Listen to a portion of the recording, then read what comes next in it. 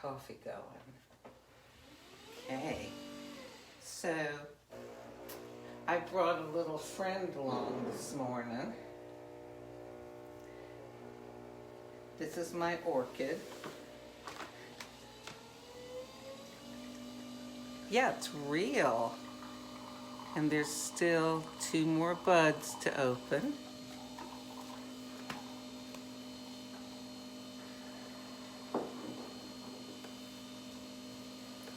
So, I have a reason for showing you my orchid. No, I'm not an orchid raiser. Somebody brought me a gift last summer, and it was a little tiny thing. And I thought, well, hey, now that I have this, I'll try to keep it alive. And it's going real well, isn't it? So, oh, and my coffee's looking good. Hang on, I need to press the button again because I want more. It's making espresso and pouring it down into milk, and I want some more in there. Make it a double shot. Okay, so, okay, you gonna go, machine? It's thinking about it. Okay, so, I used to work for somebody who had an expression that he would use, and he would say, it is what it is. You know, like if something was wrong, or, you know, there was something maybe I was complaining about or I wanted to change, and it was something that I guess you couldn't do anything about, or maybe something, you know, that was done and couldn't be undone. He would say, it is what it is. Well, at the time, I didn't understand what the heck he meant. But now, or in the years since, I should say, I get it. And I especially get it now. You know, like our situation with the whole corona thing. Just one sec, I want to make sure this doesn't... Okay.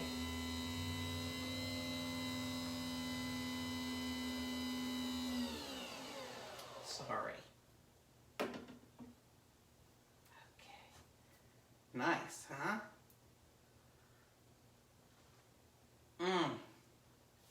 Okay. So, in the thing, you know, the whole corona thing, how much control do you or I have over what's going on with it? It is what it is, right? I think that what he meant, and what I understand him to have meant, and applies to this situation is, you know, there's something going on, and there's nothing you can do about it. So, where do we go from here? All right? That was sort of his shortcut way of saying, this has happened, where do we go from here? And have you heard the expression, give up the hope for a better past? You know, things that have happened, you can't go back and change them, but you can change what happens in the future. Now, with the whole coronavirus thing, you can't change that, right? What you can change is something that you do have control over, and that's what goes on in the 6 inches between your ears. You know, people always say the 6 inches between your ears. Let me see, I've got a ruler here. Here we go. All right, let's see if it's really 6 inches. I can't read the ruler. Is it 6 inches? Anyway, somebody can comment if you could see it. All right?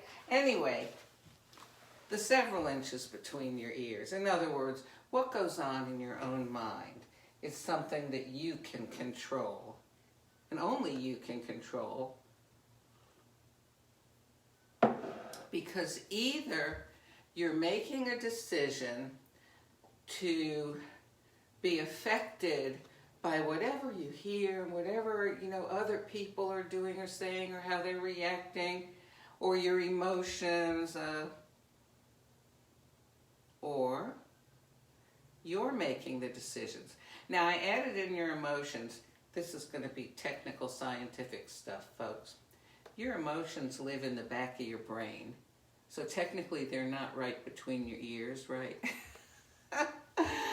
But the space between your ears definitely includes your prefrontal cortex, which you've heard me say over and over is the executive branch of your brain.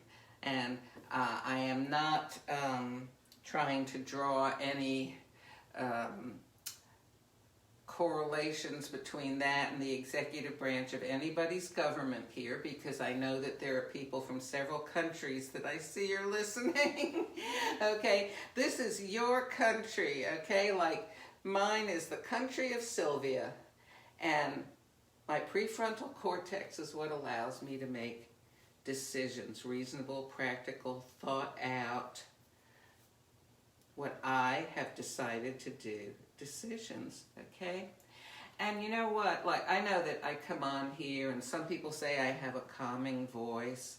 Let me tell you, from inside my head, my voice doesn't sound calming, but if you like it, more power to you, okay? And some people say that what I talk about makes them feel better. Well, let me tell you something. What I'm talking about, if you do it, you will feel better. It helps me. I mean, I have a struggle too. Every once in a while, I'll be sitting around or doing something, and all of a sudden, I'll just get this feeling like, things are not right. There's just something wrong. And nothing is wrong, but you know what it is? It's just the stress and anxiety and tension that is just in the air today. I don't listen to the news anymore, but I do check, I have a thing on my phone where if there's local news that affects me, it will come up, like has the governor or the mayor or, whatever, said we have to wear masks, so we have to stay home, whatever. And then I go to the weather.com website every day just to check for my county and my state, how many identified cases there are of COVID-19. And it also lists how many deaths there are. Because I want to know, are we flattening the curve?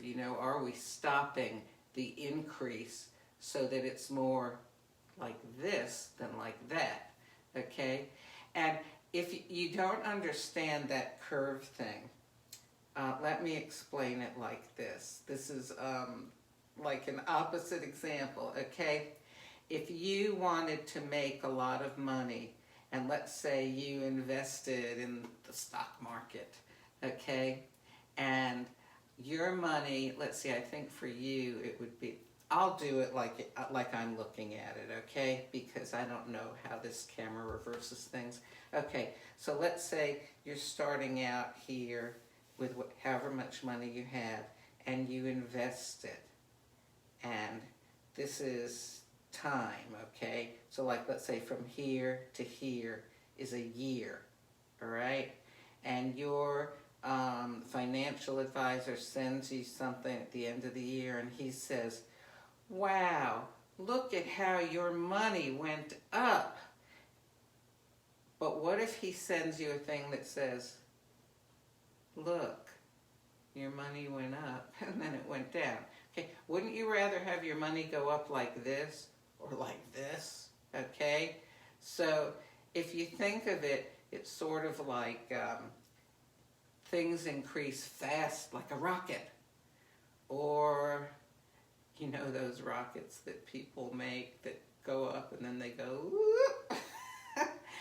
That's what we want the coronavirus, the spread of it to be. We want it to be whoop, all right?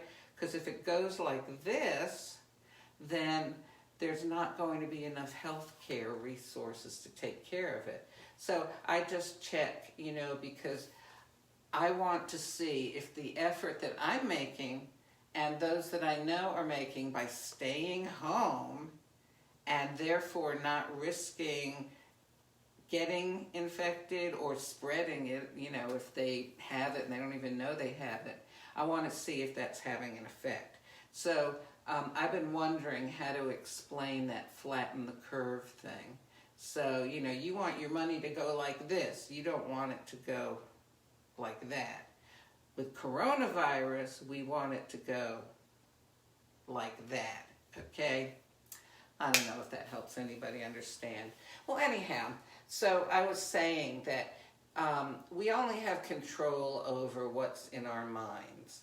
And I do struggle with that too. And that's one of the reasons that I don't listen to the news anymore. Occasionally, if the president is giving, some sort of address or something, I'll listen to that. But a lot of the news, now think about this. What is the job of the news? Now, you're going to say, oh, it's to inform people, connect us. Let me tell you something. That may be true, but also two things.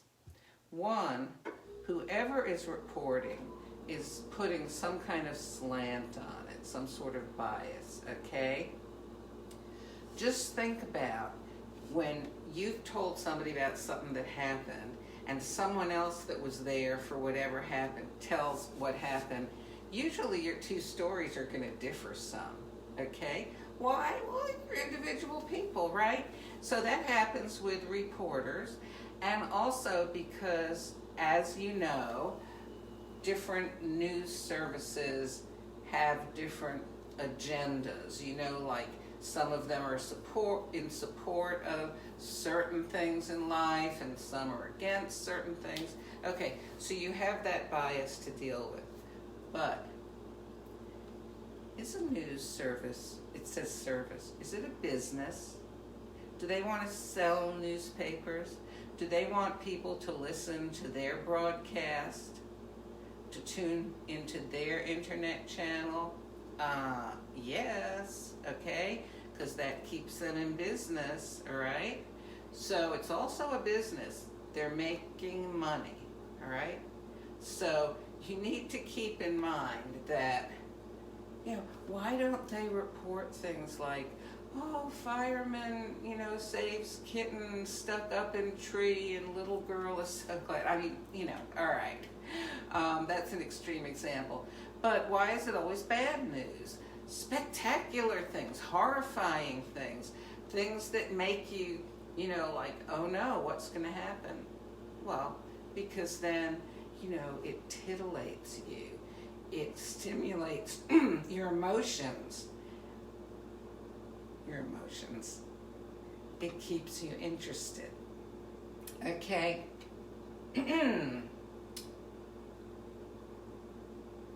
All right. So, if you've constantly got the news on, or on the internet scrolling around, reading newspapers, magazines, listening to all kinds of other people, let me tell you what. If you look at the CDC, Centers for Disease Control .gov, G-O-V, website, that's for the United States. I guess for like Great Britain, would it be NHS something? Anyway, you look at your national health services websites. What you're going to see is we don't really have a whole lot of definite information about what's going on, about how this virus spreads, about who's more likely to get it and who's less likely to get it. Well, okay, look, somebody with what they call underlying health conditions, well, duh, they usually, they're the ones that will catch things first because they're in a weaker condition. Their immune system is busy dealing with the underlying health conditions, right? So, it's the same thing with the coronavirus, and especially because it affects your breathing, and if you don't breathe, then okay. All right, so what we know is that doctors and scientists don't know a whole lot about it, okay? we don't even know for sure how many people actually have it. People who have died, has it been from that, or it could have been from other things too? There's all kinds of speculation, okay? The word speculation, you might have heard that used in different ways. For example, it can be used in betting. You know, speculate which horse might be more likely to win. What I'm telling you is there's a lot of speculation out there. There's a lot of, ooh, maybe this, maybe that, what ifs, okay?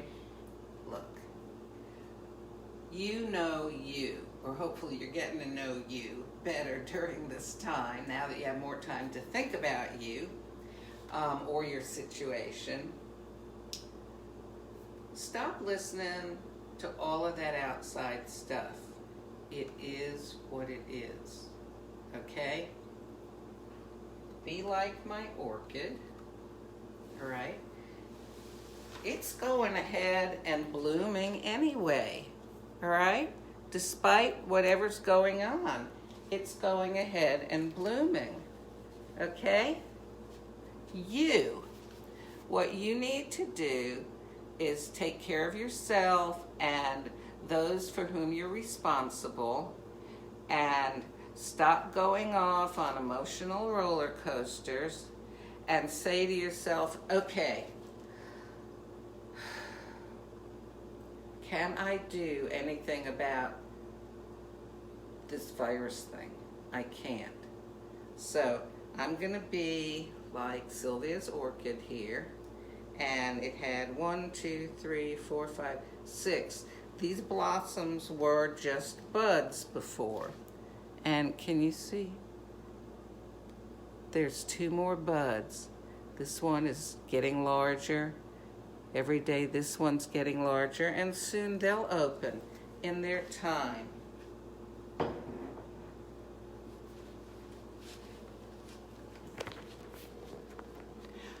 Stop worrying about what you can't do anything about, and do something about what you can do something about, okay? Today, I'm going to choose to not worry about or think about the things that are not under my control.